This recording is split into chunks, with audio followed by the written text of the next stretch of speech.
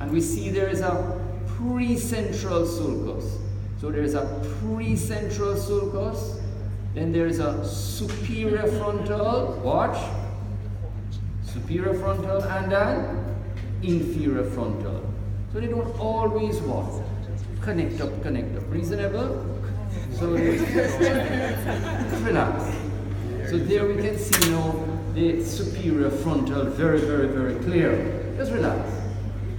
Okay, this is very nice. I love this one right here. Dr. Lennon says I must do some cleaning. Okay, so give a chance. We need two different color cleaning.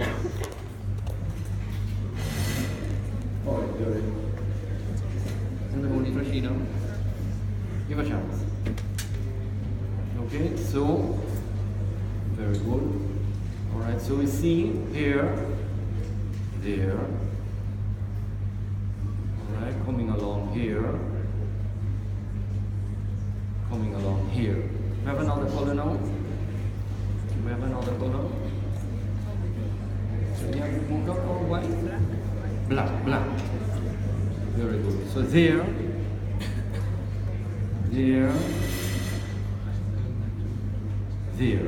Thank you, Lord. So you can see now that there is an inferior frontal gyrus, a middle frontal gyrus, and a superior frontal gyrus. We have another color? White. Very good. And we see that now coming here. Okay, coming there, going right up along here. Yes, coming right up along here. Right? And then coming up right along here. Okay? So demarcating now the precentral sulcus. Reasonable? So the white ones are going to demarcate the precentral sulcus, but then I want you to focus on let's don't want to confuse ourselves, the superior frontal gyrus, the middle frontal gyrus, and the inferior frontal gyrus. Reasonable? So, and then we see now the precentral. The central sulcus on this is very, very, very nice. Reasonable? Central sulcus here is very nice. Right? The central sulcus here also is a beautiful central sulcus. Right? And that beautiful central sulcus, you will always tend to, or usually, fantastic right here, the central sulcus will go over and cut the medial surface. See that? The central sulcus goes over to cut the medial surface to give you this area here that Professor Louboutin will talk about, and that's the paracentral lobule. The what? Paracentral lobule, but that's not my domain, so I stay away. Alright? So there we see now the frontal gyrus, the frontal lobe. And what's the main function of the frontal lobe? Function of the frontal lobe. Betty? But no man, before we get to that, frontal lobe is associated with what? Frontal lobe is associated with motor function. Frontal lobe is associated with what? Motor function. Reasonable? So we see the precentral gyrus. So this is the primary motor area. Then anterior to this area is a very important area called the premotor area. Then we get the motor speech area. So primary motor cortex, premotor cortex, motor speech area, and then right here. Okay? So this area right here, very important. This is the prefrontal area, the prefrontal cortex. Okay? Alright, so I was going to bring down, I could have brought a chimpanzee skull. Reasonable? So monkeys are very intelligent, chimpanzees, etc., very intelligent. But if you look at the superciliary ridge, then rather than the skull coming forward, then the skull just goes right back. Okay? So they don't really have much of a prefrontal cortex. Sitting right in front of me is Rashida. And I'm looking at her, Jamaicans say her forehead. Reasonable? But what am I seeing with Rashida's forehead? Prominent. Right? I'm looking at Betty's forehead, and Betty has an even more prominent forehead. So let's focus on it. Let's get it. Oh God,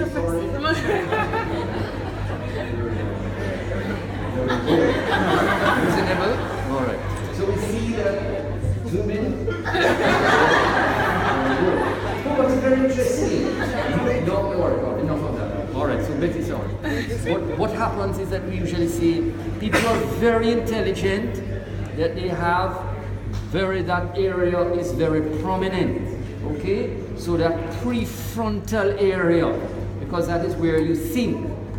So there a lot of the thinking goes on, and this is where you reside as an individual. Reasonable? So, who are you? I am Rashida Wisdom. Okay, the knowledge that you're Rashida Wisdom, etc., occurs in the area of the prefrontal cortex. Personality, etc., everything is in the area of the prefrontal cortex. When you make all the decisions, everything is in the prefrontal cortex. And the prefrontal cortex, very interestingly, is connected with an important area and receives. So the prefrontal cortex, very much important. You'll see that the thalamus is going to project to all areas of the cortex, various nuclei to various areas, using the big, very important structure in the brain. The main highway that the traffic will travel on is called a what? Internal capsule. And the internal capsule is going to take all the information to the prefrontal cortex. So that internal capsule and the anterior limb of the internal capsule is very important. All right? So my wife has a patient just last week. And that patient now, starting now not to know too much who she is. And her whole, so the daughter brings it, her whole level of awareness is going away. Right? She's not remembering what the days are, or nothing like that, or maybe the name of her children, or little things like that. And then now, when they do the MRI of the brain, etc., what do they find? That she had some cerebrovascular accidents along the what? Anterior limb of the internal capsule. Right? So she has what is called vascular dementia. Vascular dementia. Right? So basically, when you know disconnect various parts of the brain, it's not a good story. Right? So you see a lot of your patients sometimes having what they call vascular dementia, caused by cerebrovascular accidents in particular areas. And in this case of the area now, it was the what? The area of leading into the prefrontal cortex. Reasonable? All right. So there we see that the frontal lobe has the precentral gyrus, the premotor area. So before I even make a movement, the premotor area will light up, and then the motor cortex will light up. Okay? So the premotor area is very, very important. And then in front of this now, if you electrically stimulate that area, there is no movement. Reasonable? So this is now for more personality. So as I said, when we look at the precentral gyrus, or the frontal lobe, all right, so when you look at the frontal lobe right here, okay, so that's the central sulcus, right? So very important is, and we see the what? Precentral sulcus, reasonable. We see the superior frontal sulcus, that's the Sylvian point, which is going to divide stemolateral sulcus divides into an ascending ramus and an anterior ramus. Okay, and then now we get around here now the inferior frontal sulcus. So this is superior frontal sulcus, inferior frontal sulcus, giving you a superior frontal gyrus, middle frontal gyrus, inferior frontal gyrus. Inferior frontal gyrus, as we said, divided into the pars what? Orbitalis, pars, triangularis, and pars opercularis. Reasonable? Alright? And then now right here is the precentral gyrus. And in the precentral gyrus we can put half of the face here. So half of the man's face is here. Reasonable? Then his hands are here. His upper limbs are here, going there. So the man is what? Inverted. So this is a very important area, and that area is the what? That is the precentral gyrus. So the frontal lobe, the occupants of the frontal lobe are superior frontal gyrus, middle frontal gyrus, inferior, precentral. Right? And remember the very important premotor area right here. Okay, and then the, very important, the prefrontal cortex. Now this area is a very important area right here. Just at the posterior end of the middle frontal gyrus, very important, is Brodmann area 8, which is the motor eye field area. Brodmann area 8, right? The precentral gyrus is Brodmann area what? Brodmann area what? 4. Isn't that so? Brodmann area 4. And then the postcentral gyrus is Brodmann areas 3, 1, 2. Reasonable? Okay? No. The precentral gyrus. What are the 4 most important things of the precentral gyrus? 1, 2, 3, 4. What are the 4 most important things about the precentral gyrus? What are the 4 most important things to know about the precentral gyrus? 1, it is the primary motor area. 1, it is a what? Primary motor area or motor cortex. 2, controls the muscles on the what? Contralateral side of the body. 3, the body is inverted. And 4, disproportionate representation. Reasonable? So the 4 most important things are primary motor area, controls the contralateral side of the body is inverted, and there is disproportionate representation. Now when we look now at the parietal lobe, so how we find the parietal lobe is that we have to take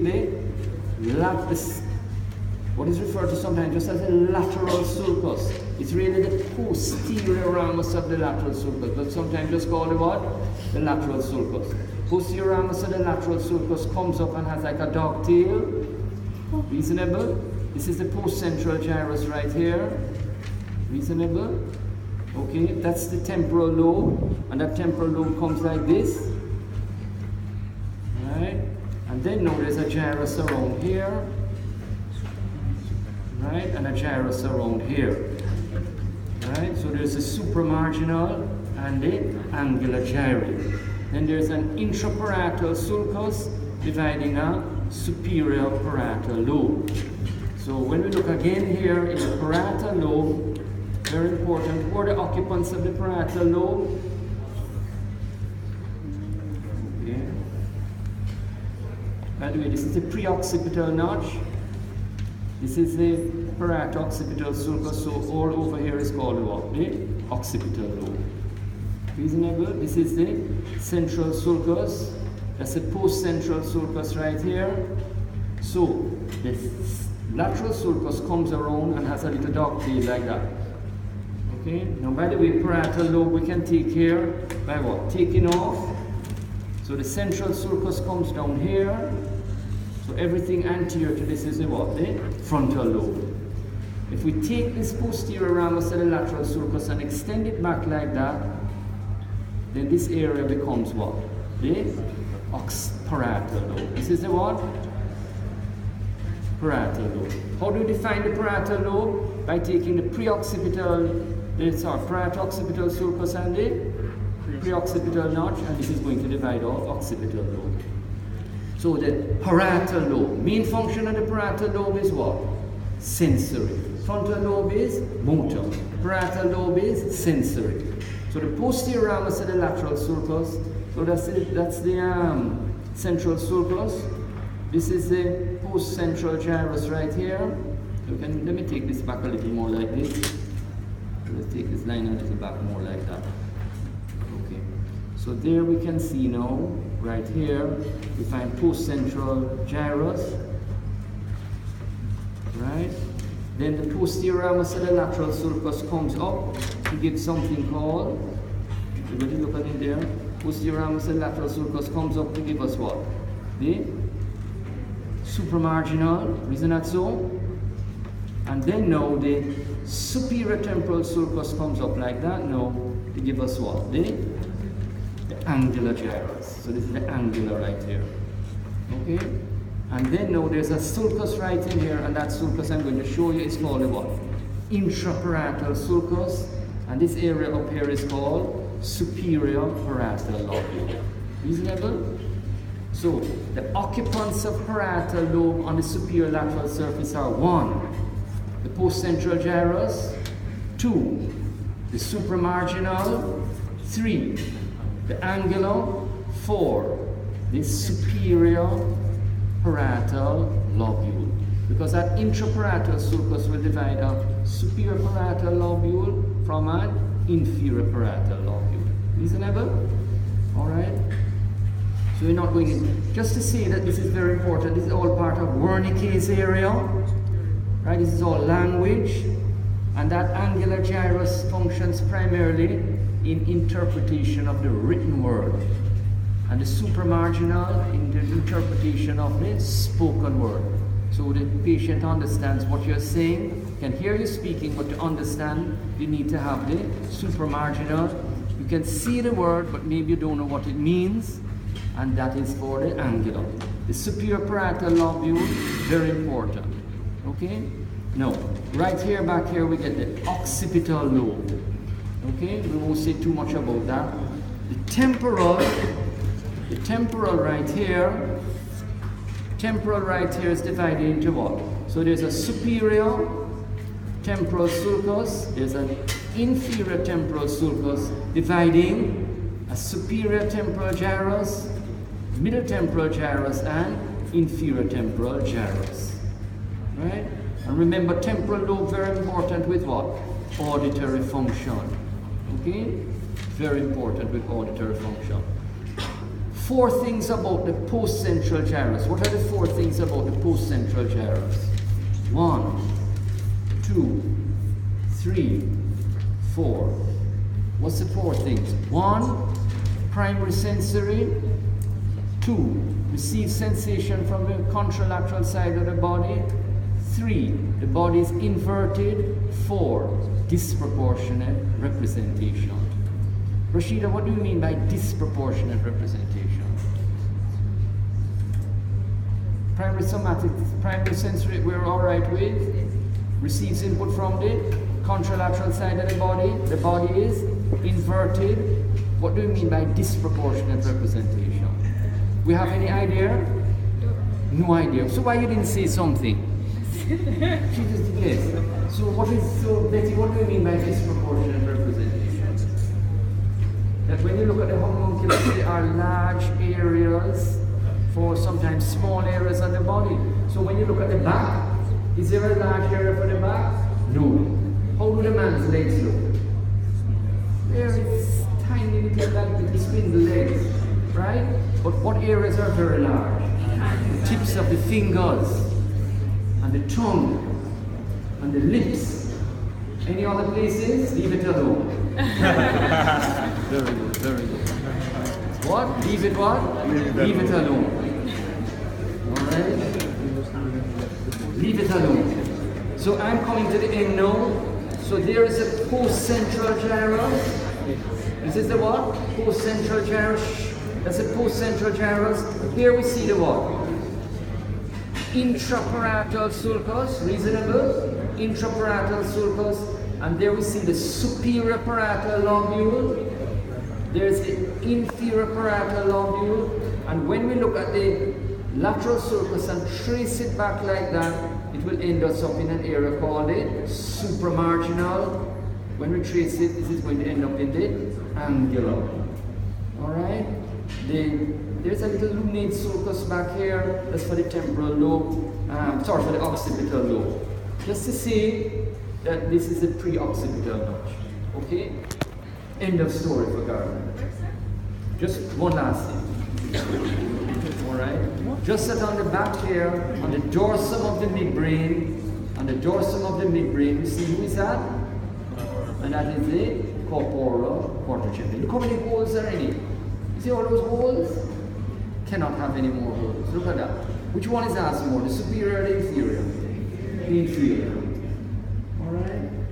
So that's very important. That's for the